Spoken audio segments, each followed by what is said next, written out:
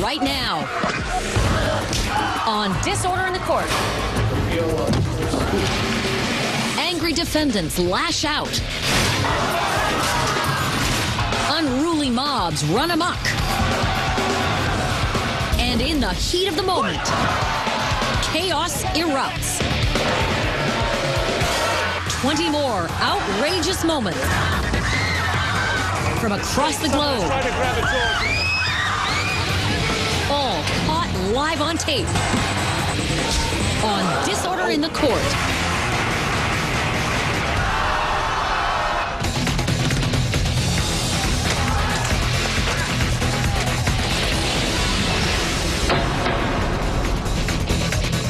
Hello, and welcome to another edition of Disorder in the Court. I'm Ashley Banfield. Tonight, we take you to places where order and civility are the norm. Places like courthouses or a Senate chamber, a basketball arena, even a symphony hall. Sometimes even in these places, emotions can boil over. And in a split second, things can take a violent and unexpected turn. Tonight, we'll look at 20 of these such moments. Moments when order becomes disorder.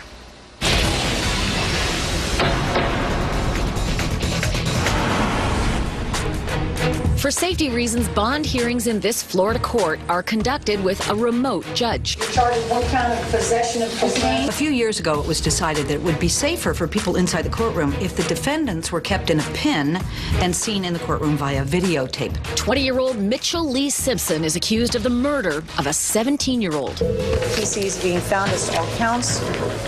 Count 1, no bond. Count 2, no bond. And when the judge denies him bond... And just for the record, it's over defensive.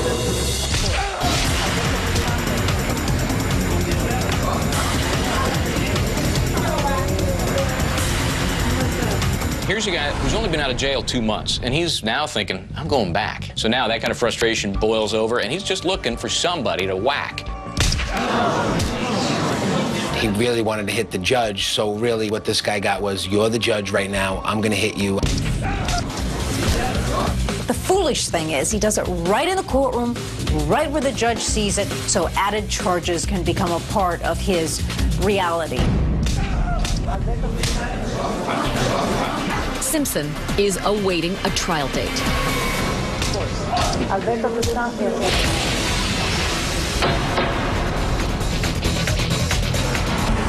In Taiwan, the state assembly meets to debate the election of a new Speaker of the House. The ruling Nationalist Party finds itself at odds with the opposition Democratic Progressive Party. Taiwan has only been a democracy since 1987, so they don't have a lot of practice. During a heated debate, one of the Democratic progressives strides towards the podium.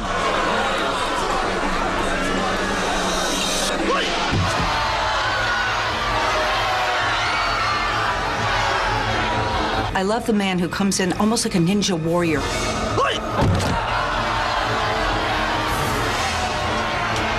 Who comes after him? 2 women. And everybody just starts jumping on tables, attacking each other. It's complete pandemonium.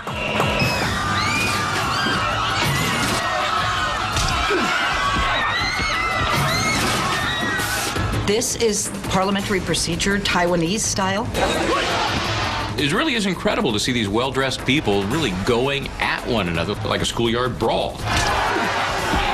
Is this just how they're used to hashing out their differences? This is what they do, and they can't even get through a day's work. Eventually, order is restored. With bruised egos and bruised legs, both parties agree to postpone the election. Can you imagine living in that country and turning on the TV and seeing this?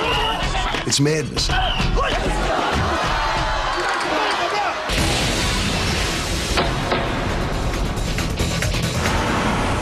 The Pee Wee Football League Championship game is underway in Corpus Christi, Texas. The 49ers lead the Titans 12-6 with time running out. Anybody that's ever gone to a Pee Wee game understands the intensity of that game. You have parents screaming, hollering. When one parent doesn't like what he sees, he rushes the field to have a little talk with the coach.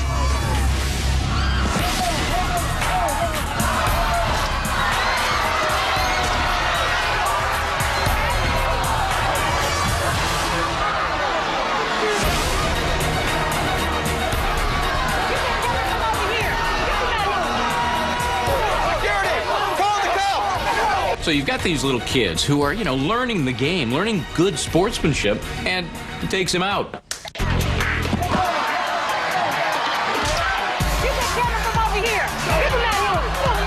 It's a game, and it's supposed to show sportsmanlike conduct, camaraderie, getting along well with others. You don't go in there and start throwing punches. These kids are looking at this and saying, we're more mature than the adults watching this game. After the brawl was finally broken up, the punching parents got timeouts. The game was declared over. Coming up, caged cons erupt in Florida. Plus, freedom of the press takes a beating in North Carolina. And later, a senatorial smackdown in Alabama. When disorder in the court returns.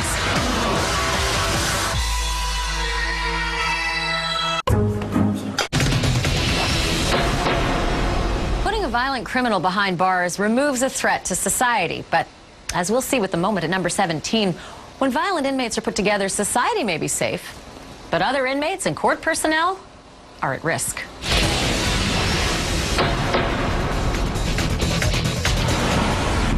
Sharps, Florida. Leandre Parker is arrested on charges of concealing a weapon, resisting arrest, and battery on a police officer.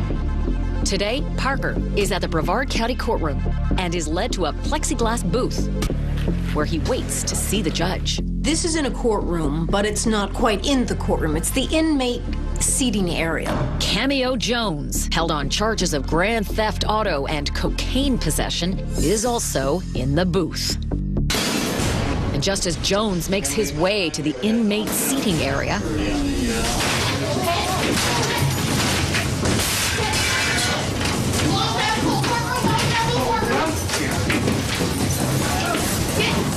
every time my kid's on side, boy, I'm gonna kill you, I swear to God.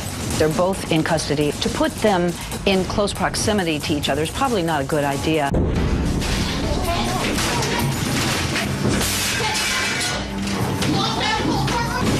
People who are in jail, in handcuffs, awaiting arraignment or trial, are often violent, dangerous people. the attack ends up costing Parker an additional 30 days in solitary confinement. Yeah, I guess while you're there, if you got one charge, you might as well pick up another. I'm gonna kill you, dog, I swear to God.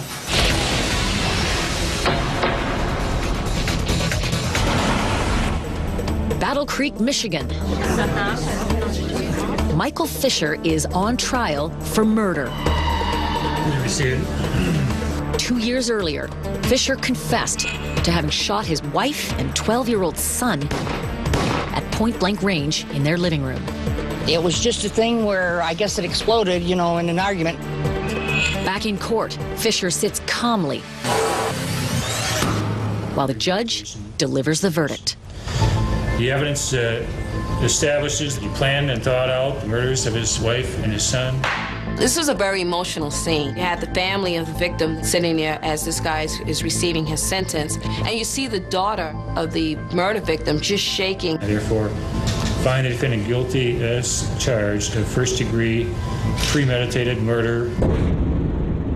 And as the judge calls for a recess,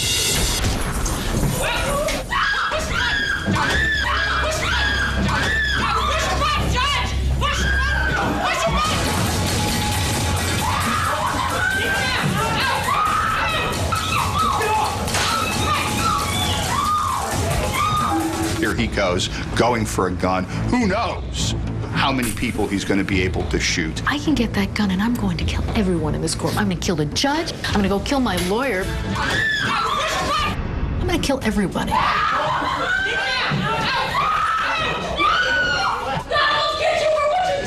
It was really, really an emotional scene. The officers did a good job in securing that situation.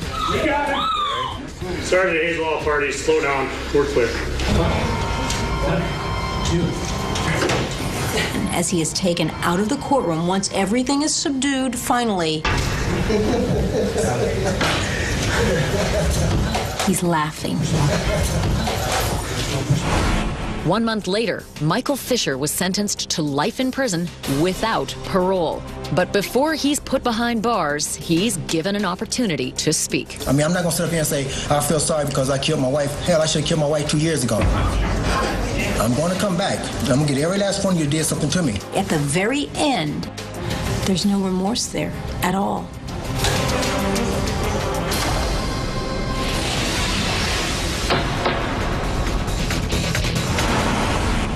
Union County, North Carolina. Shane Howell is arrested and charged in the beating death of his 74-year-old grandfather. Local TV reporter Charmaine Brown and her crew arrive at the Howells' house. While Brown tries to line up an interview with the family, her crew sets up. Within moments, Brown is under attack.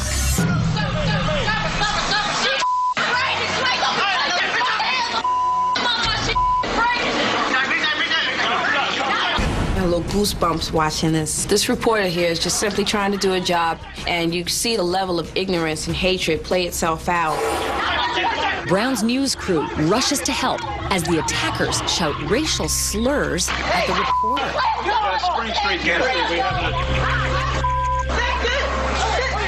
It was disgusting to see it turn racial, just add salt on the wound. It was a terrible situation. Racism in American society is unforgivable wherever you see it, and it's always an incredibly ugly thing to watch.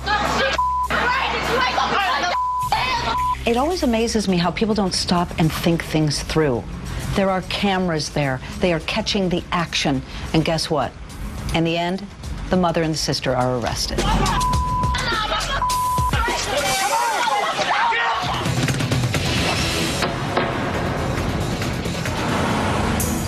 It's late at night on the outskirts of Sao Paulo, Brazil. After an evening of partying, a group of teenagers takes to the city streets.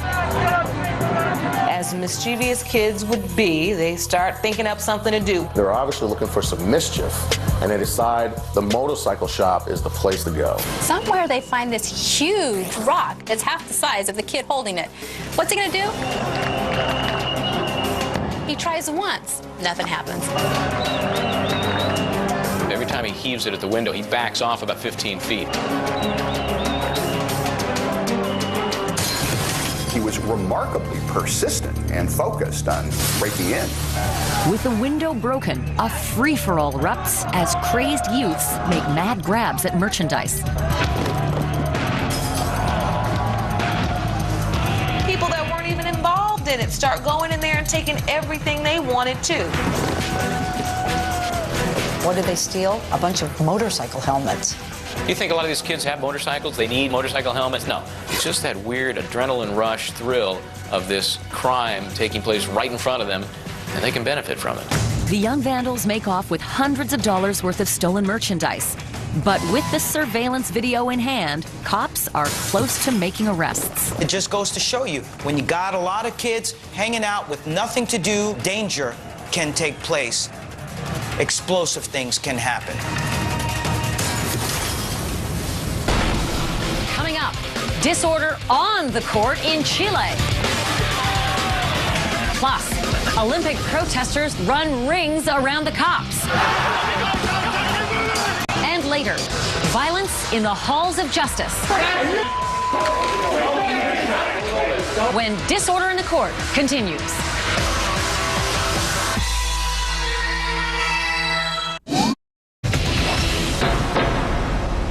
It's no surprise that some prosecutors will stop at nothing to prove their case to a jury. But sometimes their best bet is to simply sit down and shut up.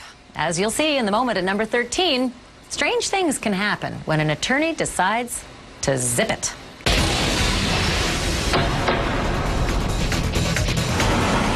Northampton, New Hampshire. 53-year-old Michael Lord is reported missing.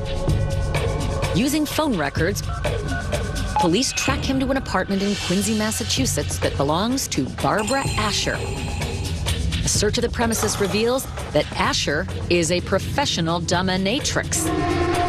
Cops believe that she and Lord engaged in rough sex play. The crime here is pretty subtle. The allegation is that this woman, during a bondage event, lets her client die of a heart attack. Police say Asher told them in an untaped confession that she dismembered and disposed of Lord's body in a dumpster.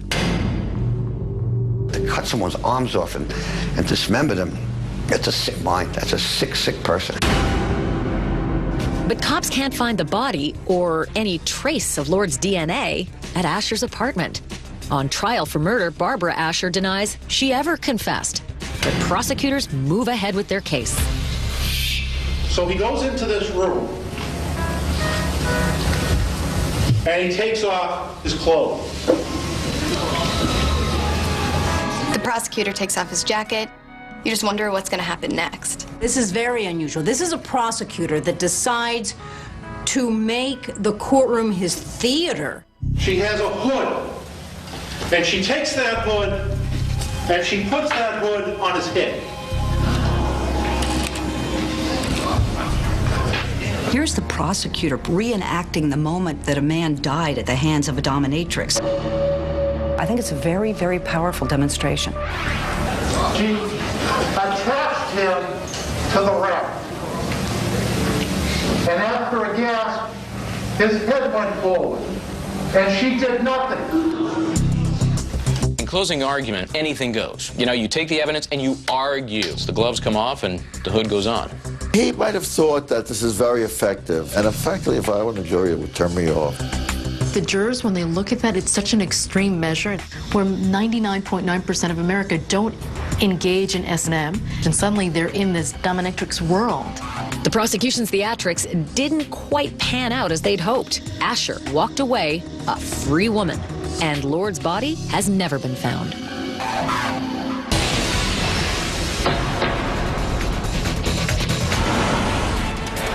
During a Davis Cup match in Santiago, Chile's Nicolas Masu is trailing Argentina's Mariano Zabaleta 2-1.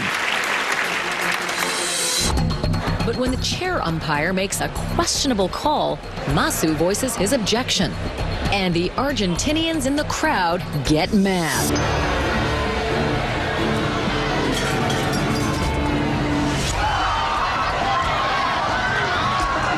Riot cops shield the player in an attempt to lead him to safety, but chaos rains down from the stadium above.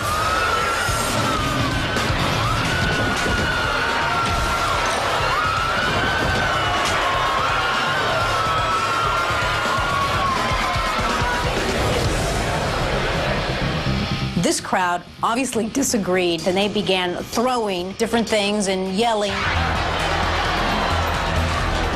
I'm surprised why there was a riot squad so available at a tennis match. They've already got shields up, you know, like riot gear. Like, this is something they're used to.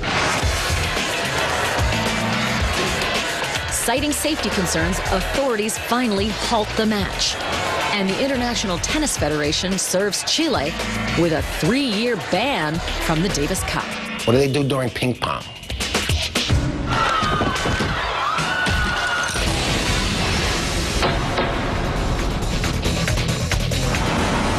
April 6th, 2008, in London's Wembley Stadium, Sir Steve Redgrave starts the UK leg of the 2008 Beijing Olympic Games torch relay.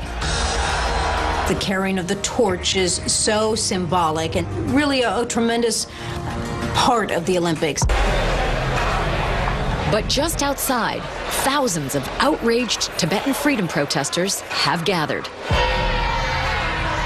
This is a demonstration about China's policies towards Tibet, and so these people are very passionate. We want an international media in Tibet. That's why we are protesting. And when the torch makes its appearance in London's Chinatown, tensions reach a dangerous boiling point. As I speak, someone is trying to grab the torch from Connie Huck, the big former Blue Peter presenter. A man has tried to grab the torch.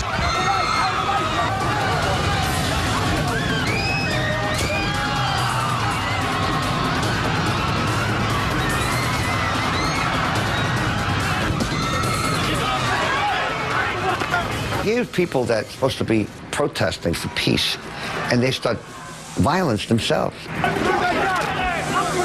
It is impossible to separate the strong political feelings against China with the fiction that the Olympics is where everything good and nice happens.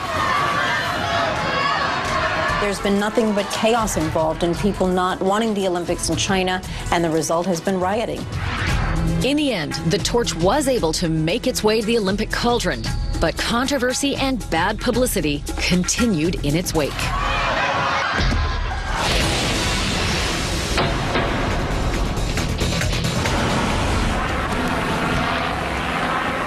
A bank is robbed in Argentina, and the armed thugs take hostages and flee into the surrounding neighborhood.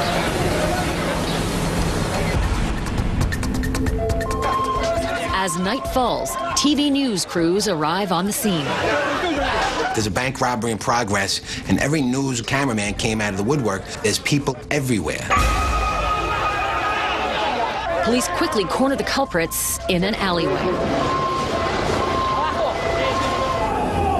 As word of the standoff spreads, local residents flood the streets in panic. And tensions on the street rise when bandits come out with guns aimed squarely at the hostages' heads. One wrong move could ignite a dangerous melee. In a hostage situation, there has to be a high level of control. Here, there is no control. Within seconds, innocent bystanders find themselves caught in a lethal crossfire between cops and bandits.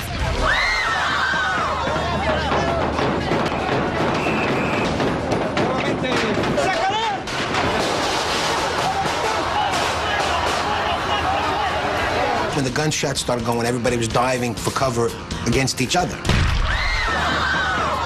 People with guns. You didn't know if they were law enforcement or the bad guys. Just shots fired all over the place. Nobody knew what to do. That's why everything was mayhem.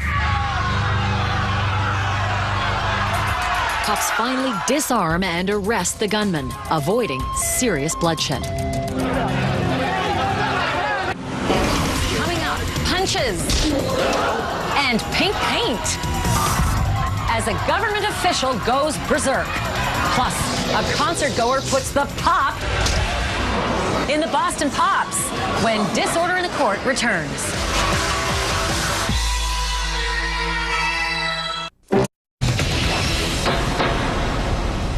In court, outrageous behavior isn't limited to defendants or lawyers. Sometimes even a judge will do something so shocking, so extreme, and so acrobatic that the very idea of justice is turned on its head. Literally.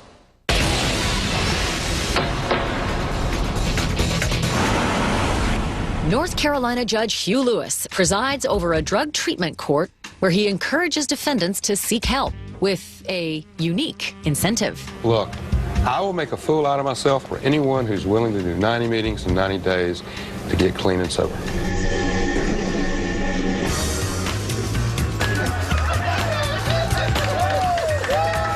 Anyone that comes into any of my courtrooms, that if they do 90 meetings in 90 days, I will do cartwheels for them. We're like, yay, good judge. If I start doing that, they fire me. I'm not sure I would have done the cartwheels if I was him. Maybe he would go with somersaults, something a little more rudimentary.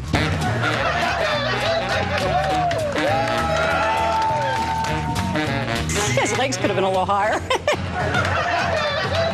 I think that's extraordinary, and it actually shows how human he is as a judge, even beyond the steps of giving these individuals a second chance. And wouldn't you know, the defendants actually flip for the judge's novel tactics. Just the anticipation of him doing it up to this moment was fantastic. And like I said, I'm doing another 90 and 90 so he can do this again. Anyone in the world who has a family member in recovery for 90 days feels the same way as that judge did, doing cartwheels.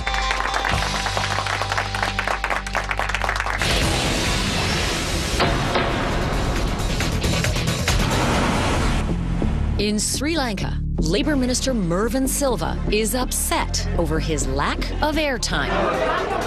In Sri Lanka, this is where the government decides what is and isn't on TV. So when the Sri Lanka Labour Minister doesn't have one of his speeches on TV, what does he do? He goes to the TV station with some of his goons to teach the news director a lesson.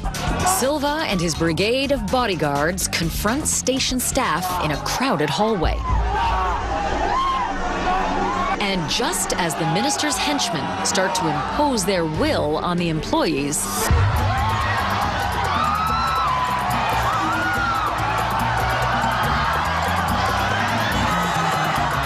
they grabbed a jug of pink ink, and it looks like liquid Pepto-Bismol, and they threw it all over the entourage. Pink ink is the ultimate insult to a guy, especially a powerful politician with bodyguard. You look at this and you almost want to laugh, but this is actually a very serious situation.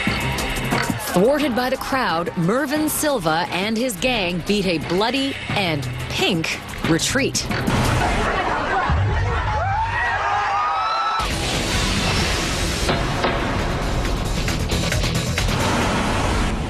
In an Ohio courtroom, Marika Kalman is being sentenced for stealing $90,000 from an elderly woman in her care. This woman lived with an 85-year-old woman for more than a year and a half and systematically stole her money. She should go to prison. During the victim's impact statements, emotions intensify. Not only did the money disappear, but my mother's friends disappeared. But Kalman maintains her innocence. I never took nothing from nobody. I never did.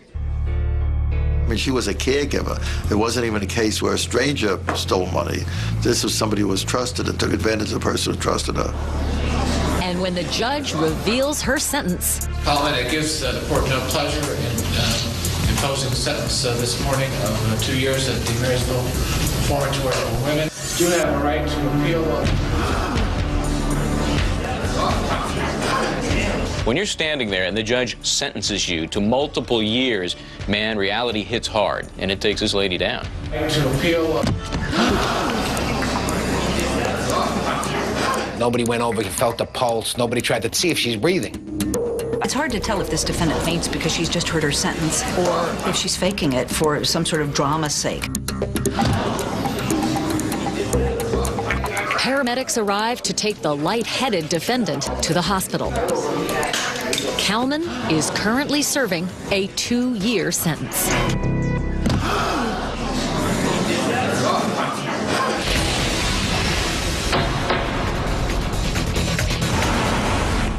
In Detroit, the city council has spent 3 grueling days in special hearings over a whistleblower lawsuit, and nerves are fraying.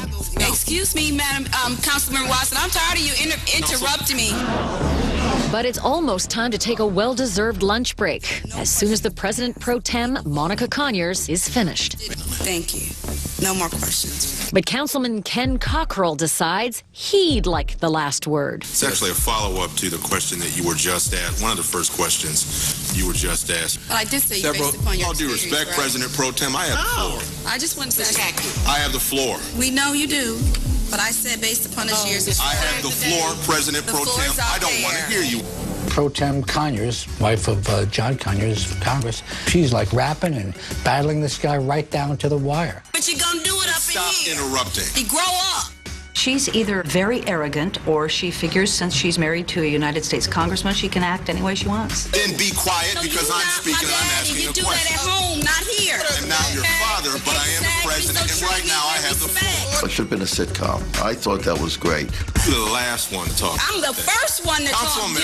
Shrek. I had to rewind it to see if he did resemble Shrek. They call me Shrek. You're a bald fat guy, you're Shrek. Shrek.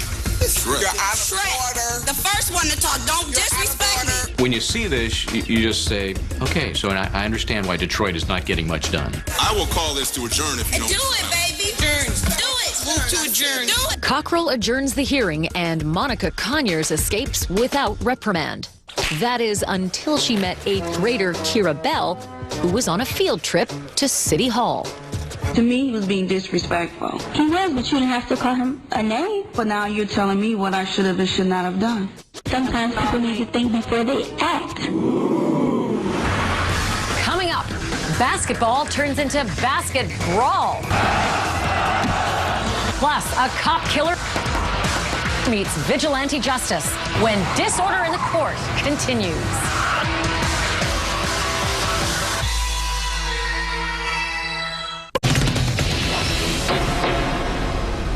It's generally presumed that our elected officials are courteous, respectful, and restrained in manner.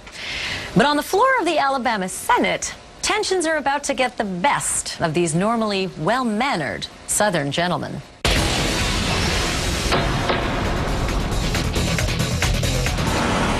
It's June of 2007, and the Alabama State Legislature is divided along partisan lines during a vigorous debate over an election reform bill. To stand for what's right and stand behind the Constitution of Alabama. During a recess, Republican Senator Charles Bishop approaches the Democratic chairman to voice his opinion, and the discussion gets heated.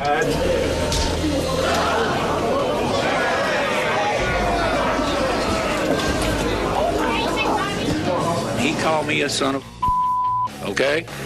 Where I grew up, that's somebody talking bad about your mother. And when he did, I responded with my right hand. I hit him wherever I could get my right hand on him. So he called you an SOB. Find something in your vocabulary to call him too. Most times when you see politicians arguing, they remain very subdued. You don't expect any sort of violence to erupt between the two of them. It looks completely out of character and completely bizarre.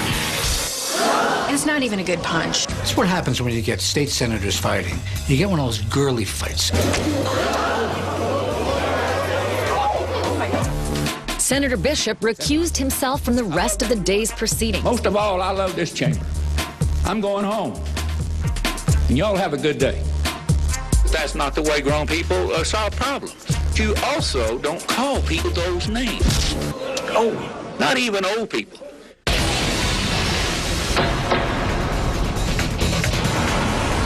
Symphony Hall in Boston, Massachusetts is one of the most refined music venues in the country. And on May 10th, 2007, hundreds gather for a gala opening night with a performance by the acclaimed Boston Pops Orchestra. But a third of the way into the show, something else grabs the audience's attention. In the balcony, concertgoer Matthew Ellinger has politely asked the man in front of him to keep quiet.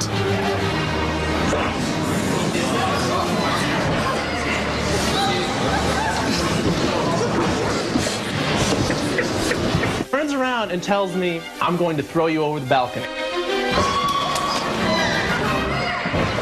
We heard a thump and a scream, and we thought somebody might have fallen. An afternoon of the Boston Pops, generally you don't expect to see someone whose shirt practically torn off his back. I really don't know of any more of a non-conducive environment.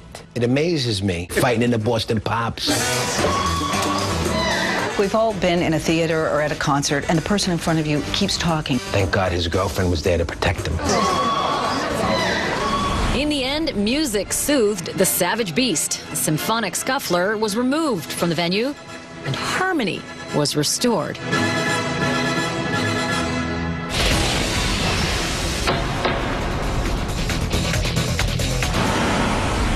In a New Hampshire courtroom, Gregory Floyd is on trial for threatening to kill his neighbor, Almagene Bovair, during a traffic altercation. On the witness stand, Bovair relives the chilling night when Floyd almost took her life. He said, "Do you want me to pull a gun on you?" I said, "No, because you'd use it." She could barely speak. She is so completely terrified of him. And with good reason. It's not Greg Floyd's first brush with the law. A year before, Floyd was out for a drive when he witnessed a local police officer in distress during a traffic stop. Floyd watched as the driver fired 4 shots, killing the officer instantly. Floyd quickly retrieved the officer's gun and shot the cop killer at point-blank range. He took the gun and shot the perp dead on the spot. This is a guy you do not mess with.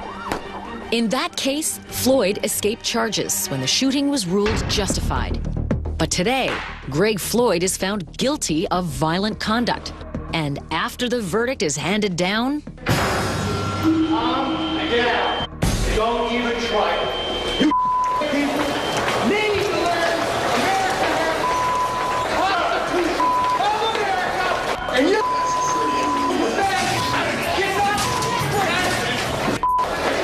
starts threatening the court personnel and cursing at them in the hallway. Not a smart move.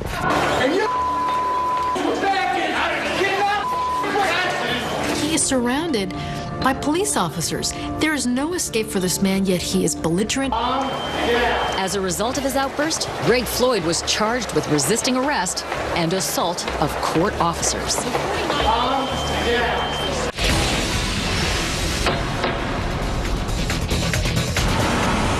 At the Pioneer Sports Hall in Belgrade, Serbia, fans await the start of a European Basketball League Cup game, pitting the local Red Stars against a visiting Greek team. A sporting arena brings about competition, anger, jealousy, and there's a lot of energy in the air. But when fans of the rival teams clash in the stands,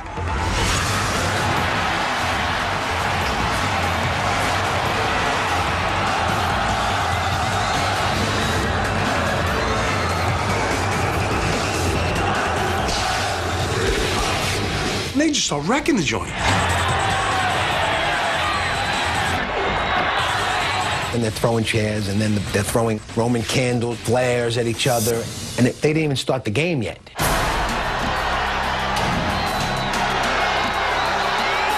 You see this total change of focus from cheering for my team to beating the crap out of the other guys. The riot cops are flying in there, clubbing people left and right.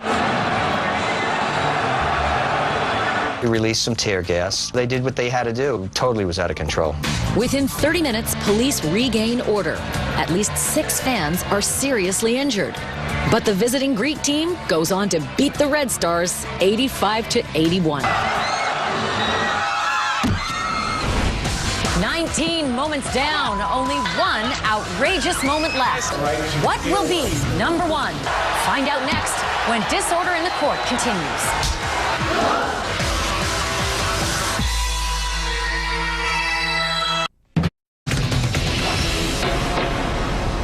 So places like courtrooms, Senate chambers, even sports arenas are locations where we've seen violent outbursts. But however frightening, those outbursts are at least contained within a given venue. But our number 1 moment is a harrowing and unforgettable example of what happens when an entire city falls prey to mayhem and disorder.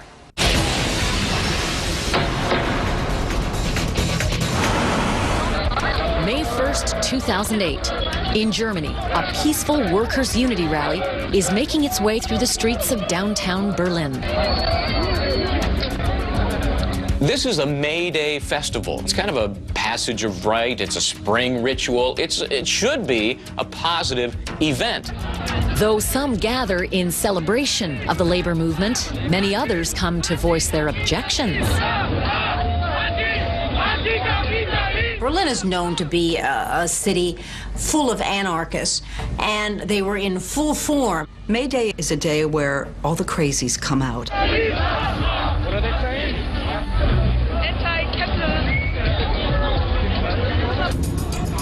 Evening approaches, and as a preventative measure, the German riot squad is deployed.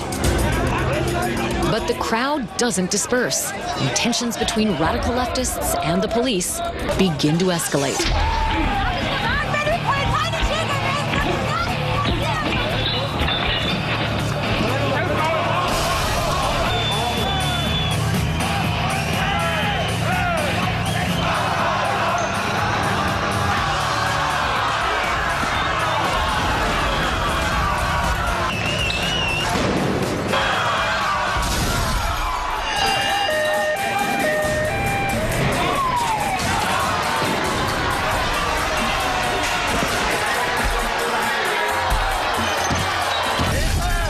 We got Berlin in flames, armored vehicles going around the streets.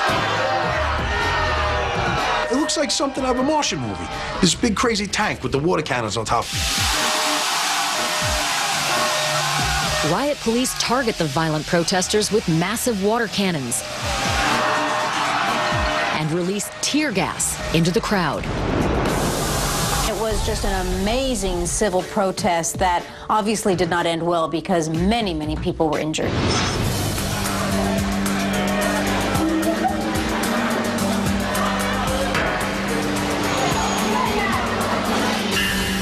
By morning, order has returned to the streets.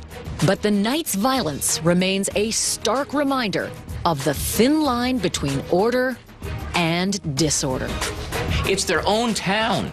I don't understand how people can just trash the place they live. That's why you have to have a military presence. That's why you have to have your police presence there to try to maintain order.